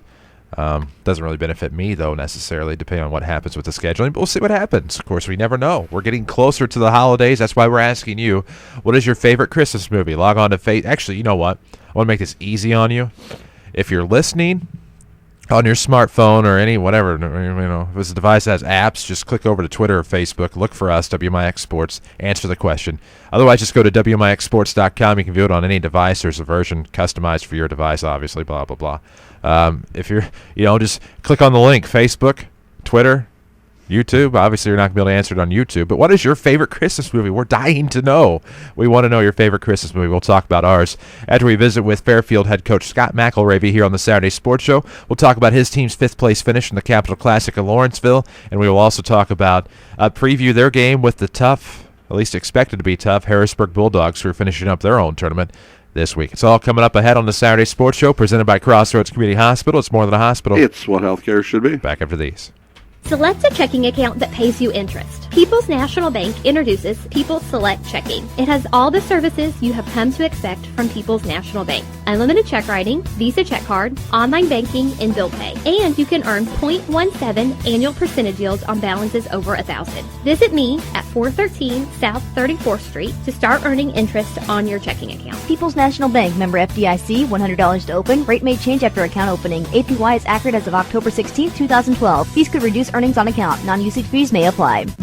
Give the gift of health for Christmas at the Medicine Shop Pharmacy. If sitting and standing are a challenge, a little lift goes a long way. The Medicine Shop carries a variety of lift chairs that lift and recline. Our home medical department offers so much more. We carry everything from stair lifts to scooters, wheelchairs to walkers. Are you worried about an elderly loved one living alone? Ask about the 911 emergency alert system. Here's pharmacist and pharmacy owner Eric Black to tell you more. These devices are very small in size, and that becomes the microphone through which you can speak. You don't have to be near a certain phone. You don't have to be near a certain intercom. It goes with you. The 911 emergency alert system is water resistant, and there are no monthly fees. Not sure what to buy? We now offer gift cards that can be used for any product or service in the store. And from our family to yours, Merry Christmas and a Happy New Year. The Medicine Shop, 2339 West Broadway in Mount Vernon. And we welcome you back to the Saturday Sports Show, WMIX, WMIXsports.com. Glad to have you with us. We welcome now the head coach of the Fairfield Mules, Scott McElravy. Coach McElravy, good morning. Good morning. Impressive performance at the Capital Classic, obviously with T-Town, Red Hill, Alney, Neoga, all teams you had to play in that. A very tough tournament for a team like the Mules, a good 2A program out of the Black Diamond. You get fifth place, a big win over Neoga, 59-52, I believe that was last Friday or Saturday, but a nice little tournament up there in Lawrence County, and certainly a good one for the Mules. Yeah, over the 8 to 10 years we've been there, over half of that time, and actually I think there was a 5-year run where the winner of that tournament, or even the second place finisher, finished up at 2A State in Peoria. So, there's always really good teams there. Programs when you say T-Town or Robinson or Alney, Marshall, all really good teams. We return no starters this year from last year's 21 and 10 team, so we're still pretty young. But I've got a really good group of kids to work with, and we're going to hopefully get better as the season goes on. Getting better as the season goes on. You had those 4 games in 2 days. You take over a week off and you play Harrisburg Tuesday. Is that good for a team like yours with no returning starters to have all that practice time to learn from what happened over the weekend at the Capital Classic? It is. We did give them Monday off because you play 2 on Friday and then you come back and you play 2 on Saturday. So, from not playing any games to playing a lot of games, we give them a day off. But we've had a really good week. Sometimes when you have too much practice time after you've started playing games, things can get kind of stale, but it's given us a chance to put in a few new wrinkles and whatnot. We've got an easy team on Tuesday in Harrisburg. I'm kidding by that. They're really good. So we've got to do all we can to get better for them. I'm looking at your schedule. Obviously, Harrisburg coming to the Mule Barn Tuesday, but then you're at El Dorado conference game Friday, at Hamilton County, at Vienna. And then you have that back-to-back at Vienna, home Johnson City. This is not an easy slate for anybody with starters returning or with no starters returning on a season. Yeah, we've won the conference 2 years in a row. And like you said, we're going to have 4 conference games in 8 days. When we sat down, even with our guys this year, knowing we didn't have anybody back, our main goal, or one of our main goals, is to win conference again. We're going to have to start out on the road with 3 tough games right in a row. And then we come back from a Friday night late game at Vienna, which is about an hour and 40-minute trip on the bus to play a big-time important game against Johnson City at home. Probably the preseason tournament or preseason conference favorites, since they have about 4 starters back from last year. But the kids are excited. They're really ready to go. I look at Fairfield, and this kind of is the quandary and the predicament. We've kind of touched on this on the Saturday Sports Show lately, is the fact of finding tournaments that don't have teams that you have a lot of times on your schedule. You go to El Dorado, several teams there you play. You go to Carmi, several teams you there to play. How hard is it for your program to find games and find and stay in tournaments that don't have a teams you have to see multiple times over and over again? That's a good thought. It's tough. That's why we do like the Capital Classic. We don't have a conference team up there. Now, until the last 2 years when we went 2-2 apiece, we've never came out of there with a winning record. It's a tough early tournament with good programs. When we go to El Dorado, the one thing I really like about that tournament is that you don't get matched up automatically right off the bat the first game against a conference team. And luckily, over the years, I think in my 8 years there, we've only played a conference team twice. Mm-hmm. So, what that means, though, is there's only a select few teams for that first-round matchup that we're potentially going to play. If we're a ranked team, we know we're probably going to get, somebody from the river to river, in the second round, or, a Meridian or a Carrier Mills, who's been good in the past. So we do get a chance to play some teams that we don't normally play. It's mostly the river to river and the Greater Egyptian Conference down there. But you're right, it is tough. And then at Carmi, playing Carmi, we're guaranteed to play them 3 times a year. 2 out of the 3 times are on their floor. The other teams there are Mount Carmel, Mount Vernon, Indiana, and then Harrisburg. So they're, two of the teams there we don't normally play or don't have on our schedule. But you're right, the other 2 we do, and it makes it tough. You add on another shootout this year, Benton Shootout. That's another opportunity for your team to see a team that you haven't seen before with Ron Weinmiller setting that thing up.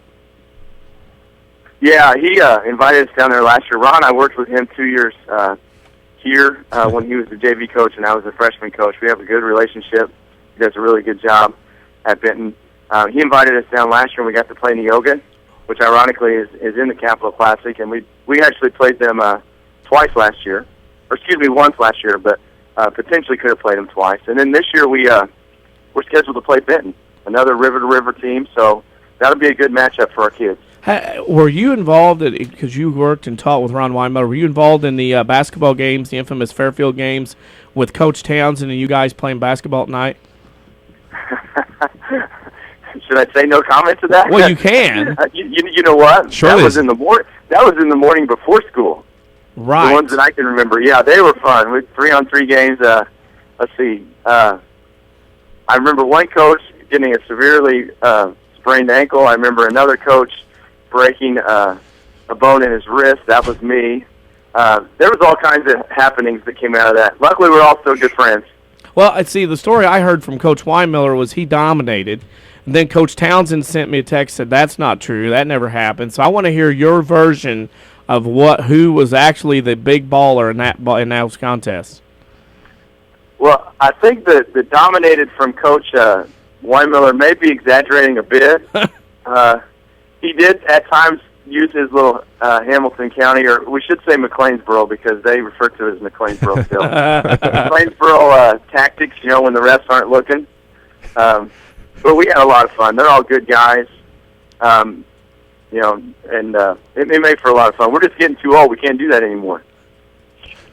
Speaking of things we can and can't do, it's the holiday season. We're into December. One thing most people love, I know I do, is to just sit around and watch holiday movies over and over. One thing we can still do is enjoy the holiday movies. That brings us to our WMIX Sports Question of the Week. We go off topic with it. What is your favorite Christmas movie? Favorite Christmas movie? Easily, Christmas Vacation. Nice. You can't mess up with Chevy Chase. That's true, although Chevy Chase can mess up quite a bit in those movies, but obviously yeah, he can. Good movies nonetheless. I have to ask, because I'm asking everybody that answers Christmas Vacation this, what is your favorite part of that movie?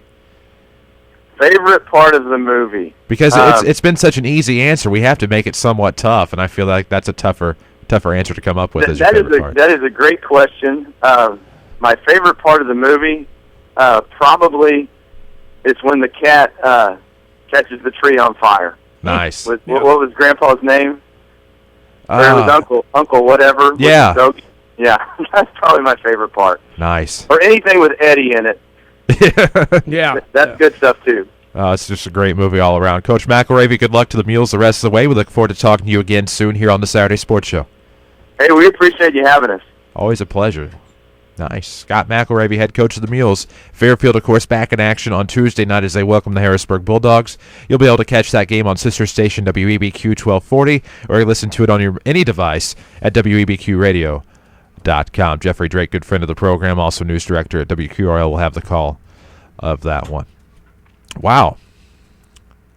Good stuff from Scott McElravy today. Of course, just a good interview. We knew that going in. Glad we finally able to catch up with him on the Saturday Sports Show. We'll take a quick break, come back, give you our answer to our social media question, probably talk a little bit more high school basketball. Quick shout-outs, of course, though, today to wrestling and bowling. We'll talk about that when we come back here on the Saturday Sports Show, presented by Crossroads Community Hospital. It's more than a hospital. It's what healthcare should be. Back after this. We all remember staying up all night studying for those math tests. Many of us remember the Dodge Dart. Hi, Roy Schmidt, Dodge dealer at King City Chrysler Center, Mount Vernon. So what happens when you add the interior spaciousness of a midsize sedan, plus class-leading 60 safety and security features, and multiply them by up to 3 state-of-the-art powertrains with engines boasting up to 41 miles per gallon highway? You get the 2013 Dodge Dart. The Dodge is back with Dodge passion and designed with Alfa Romeo DNA.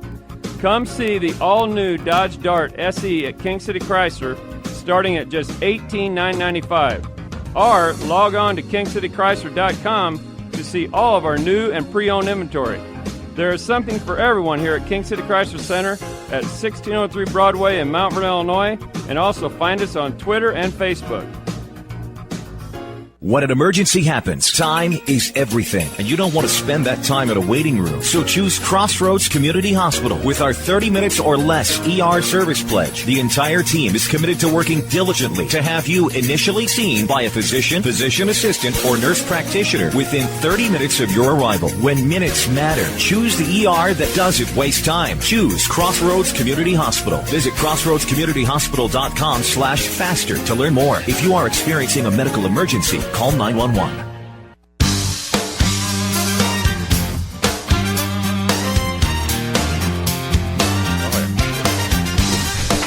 Welcome back to the Saturday Sports Show, WMIX, my weather's. There's that. We're still kind of there. I mean, we haven't dismantled the old place yet. We haven't moved out all of our junk. You can still find us at myweathersradio.com. We prefer you go to WMIXsports.com. However, of course, we're working on the new WMIX website. That'll come your way before you know it.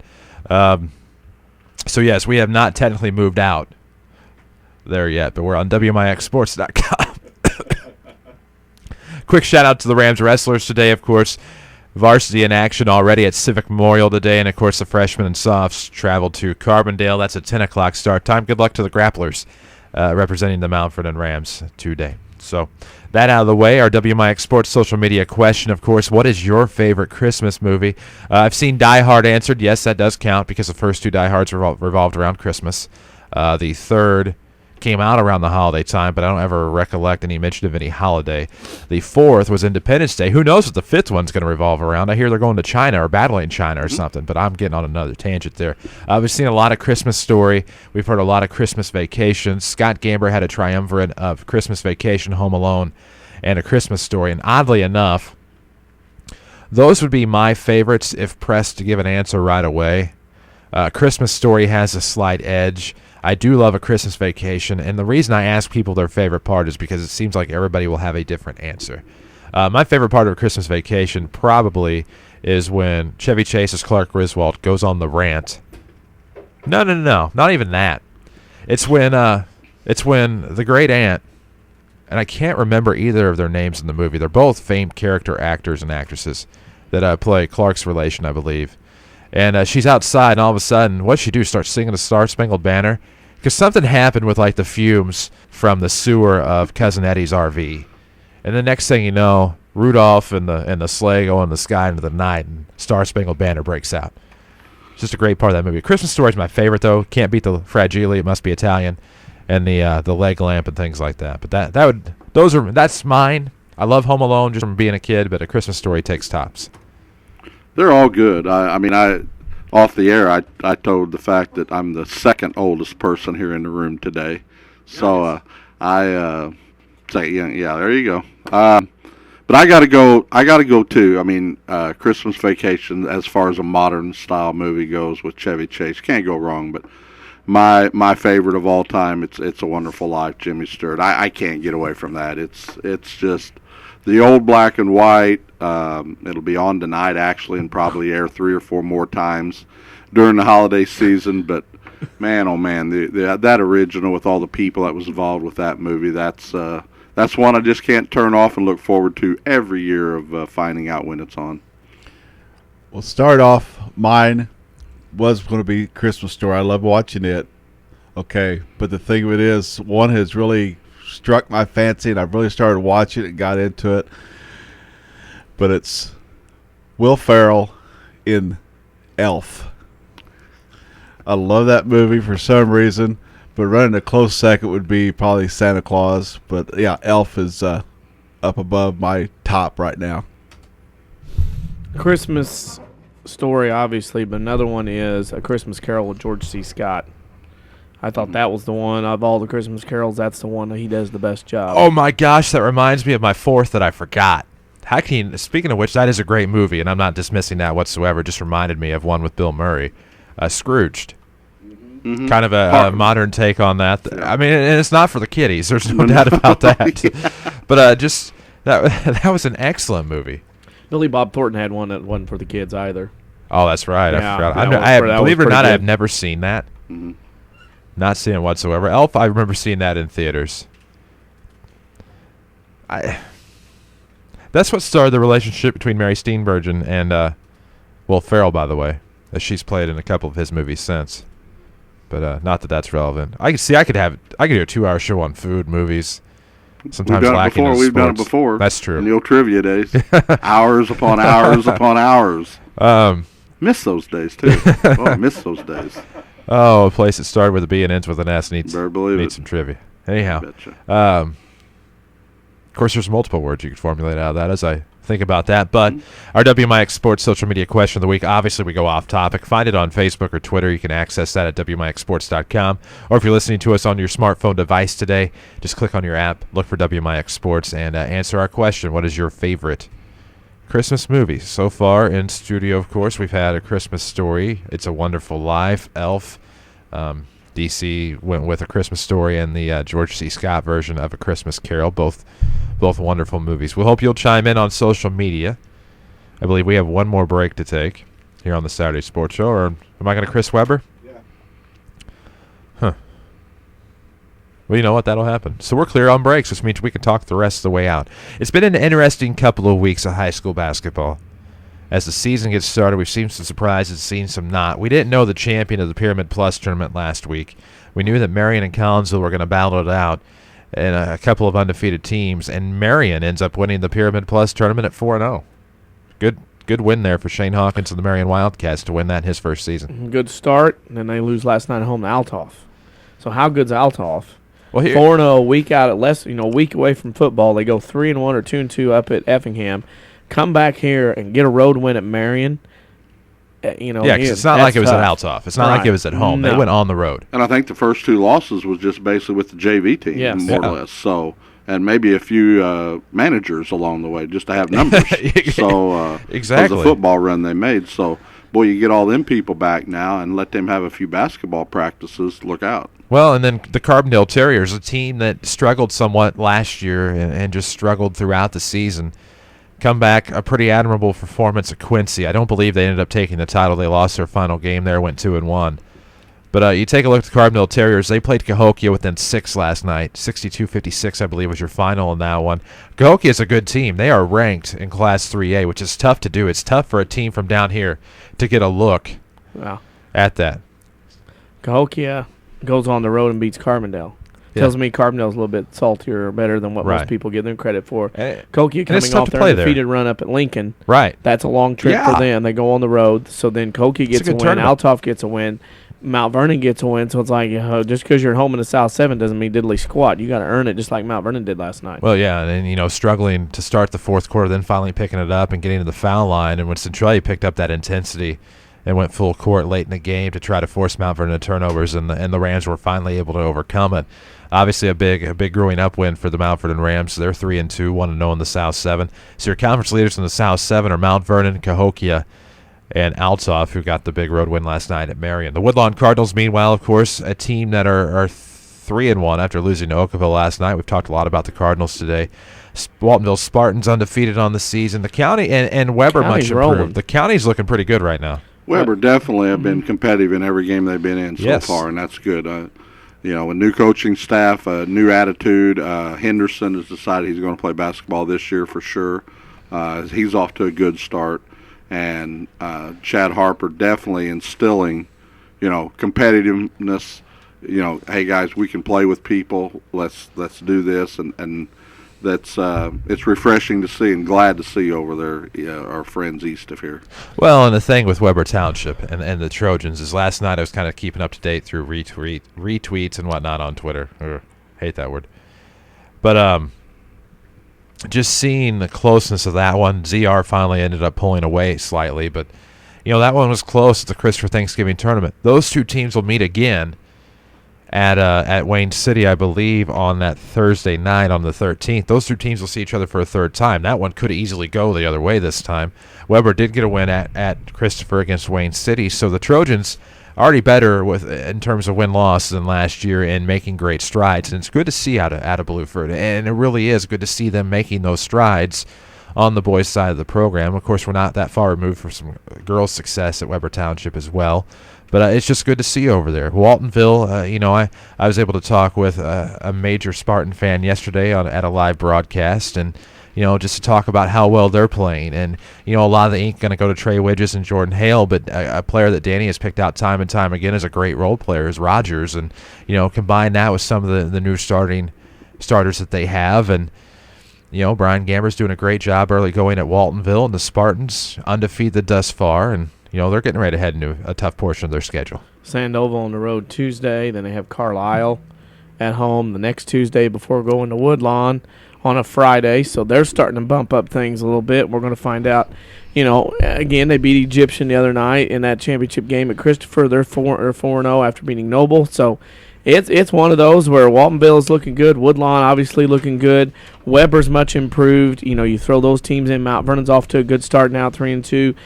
You look at, it's a good thing for the county right now. Lady Rams are winning. I mean, there's some good basketball going around. SVW girls are off to a great start. SV boys, a lot of good teams getting off to good starts here in 2012, 2013. Of course, we're big on Twitter, I should mention. Glad to have at Benton Track tuned in today on Saturday Sports. You're good to see at QBack2 tweet us up with his answer to our WMIX Sports social media question. If you tweet us up, we'll retweet it today. There's no doubt about that.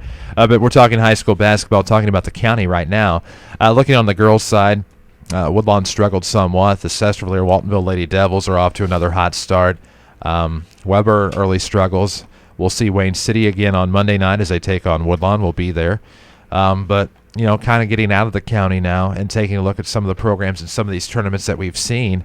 At the Oakville tournament, actually, I know it's drawn some criticism, but I really think, like with New Athens, Oakville, and Woodlawn, a pretty good upper tier of that tournament. Valmeyer struggled, of course, running the Grinnell offense, and Woodlawn got. Mike, were you nervous? You all right? No, that's fine. That's fine. What is the record, by the way? 109. Okay. 109. Well, they got closer this time. They could get closer. But even that as a sidebar, I mean, Danny and I talked about this on the way over. I totally understand when that was implemented a few years ago to get kids excited about playing basketball in the community. Basically your town's been rebuilt and things of that nature. But I think it's probably time to maybe alter your plan a little bit and try to get a little more competitive in some games, and maybe instead of trying to shoot every 6 or 8 seconds, since there's no shot clock, maybe stretch that out to 25 or 30 seconds, maybe go that route, and try to play a little defense here and there. I don't know. I mean, I never criticize coaches because I've been in that profession a long time myself, but I don't know that it's worked for some teams the way that it was supposed to have been. When you look at this tournament, the Oakville tournament evolved from Marissa. Marissa used to host this thing. We went there the first year of the showcase. Right, Marissa was the host of that tournament. Yes, they started the we tournament. did. Marissa You're looking did. at me like you have no clue. Trust me, we did. We were at Marissa for a game, for a Woodlawn game. I think it was Woodlawn New Athens. Yeah. So Marissa Coulterville has been pretty good the last 5 or 6 years. Absolutely. Of course, more known for baseball, back-to-back second places in state. But they've been pretty good. New Athens has had a run here recently through 2 or 3 years where they were pretty salty. You throw in the fact that Oakville's been good, Woodlawn's been good overall. This tournament's been pretty darn good. Are you going to have it every year when you have 1A schools? No. You're going to have it every year when you have 2 and 3 and 4A schools? Maybe, maybe not. It's cyclical. Everything's cyclical. If DuQuoin gets out of the football playoffs, it can happen to anybody. And it's going to catch up to you. Now, this tournament wasn't as strong. New Athens was kind of the third best team. Oakville, Woodlawn were obviously cream of the crop, but that tournament's going to get better. They're looking now for a 6th team for next year to look into it. Oakville also looking to get a midwinter tournament started. They're going to have that going in 2014. So they're looking to add teams not only to their first-year tournament, or the Thanksgiving tournament, but to their midwinter. So Oakville's trying, and you're not going to have however many teams in a tournament. You're not going to have A+ teams all time. It's just the way it goes. Well, and it kind of brings us to our discussion from last week about too many tournaments and things like that. There are too many. And there are. And, it would be nice to see some combined before more are added. But if you can get quality teams in there and you build a new gym and whatnot, then, by all means, you might as well try. But take a look at some of the other tournaments. Of course, Waltonville did win the Christopher Thanksgiving tournament. As we told you, they're still undefeated. They beat Egyptian. Tournaments that we've been really keeping our eye on this week have been Harrisburg and Goreville among Oakville and others. The Lebanon tournament continuing this week. It'll be Madison and College Prep at Madison tonight in the championship game at Lebanon. Nashville and Lebanon will actually be the third-place game. Columbia Westland will be the 5th, and I believe it's Freeburg and Piasaw Southwestern the 7th-place game. But Lebanon's a tournament that kind of, I don't want to say awkwardly takes place over the back end of a couple of weeks, but that's kind of how it works. It's just drawn out. I mean, and I've attended it several years, and because of scheduling issues and grade school games, I won't be able to go to any of the games. But you play it at the high school, then you go to the college and play, and it's just drug out for a couple. It's college don't have the high school line. Yeah. That's all high school. Yeah, and now you don't have that atmosphere that it once had. So you extend that over a week and then catch it up on this weekend, and you almost look at it as 2 separate events almost. Yes. So. Again, it's just playing people, and we've heard that now from the coaches today in their interviews about, well, boy, it is tough to do this, and we're looking to do this, and I think you're getting more people. But you got to remember, too, I think this gets overlooked. Some of these schools, when they started these tournaments years ago, was out of necessity not getting invited to some other places to play, and you have to take care of your own players, community, and whatever. And that's where some of these people have done it. I think some of them have done it naturally on the financial end to be doing it, but I think out of necessity some of these tournaments were formed years ago. Well, and I'm looking, at the Murfreesboro tournament. They've had this Ernie Bozarth Memorial Tournament now for a few years. It's Carterville, Murfreesboro, and then it's St. Louis Roosevelt, St. Louis Carnahan, Northwest Academy. You're trying to find teams. They can't find anybody to go down there. You don't want to play conference schools, so you have 2 locals and 3 out-of-towners. So, that's a tournament that they're obviously looking year after year. They've had Mater Dei, they've had Jabot, they've had others in there. It just hasn't been able to keep track teams and keep them there. They keep that tournament going. I'm happy for them, but that's a situation they run into. DuQuoin runs into a situation. They've had some great turnover. They've went from a Shawnee, Venice, who else have been in there? Benton, Carterville, Waltonville. Now they're down to Caro, Flora, and Vandalia.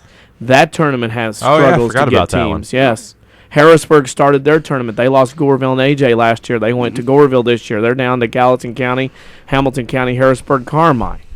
Trico up their tournament. They have teams that over there in that particular area. It's the Trico regional pretty well, right? Basically, so it's a matter in case of these too many tournaments. There are too many tournaments. But what do? Everybody's got to have one. Everybody wants one. Or if you're Sesser, Frankfurt, Verado, I don't need one. We'll start regular season.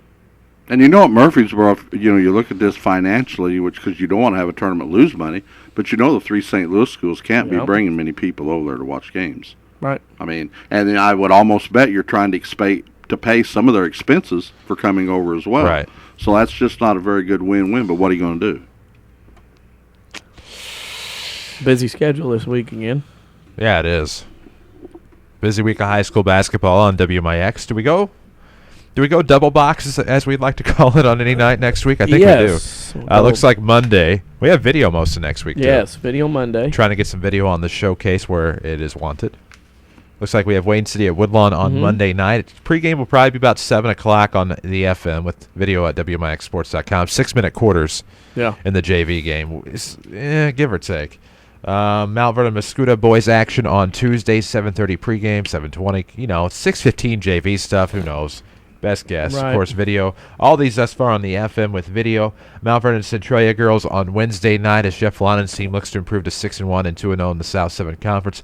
No video for SVW Chester. We'll explain why here in just a moment. We're trying to make it even for everybody, but we'll have SVW and Chester on Thursday night on the FM. Again, a 6:15 JV start. We're on the air immediately following. You can still listen to the game on your mobile device at WMIXsports.com, or there's always your computer.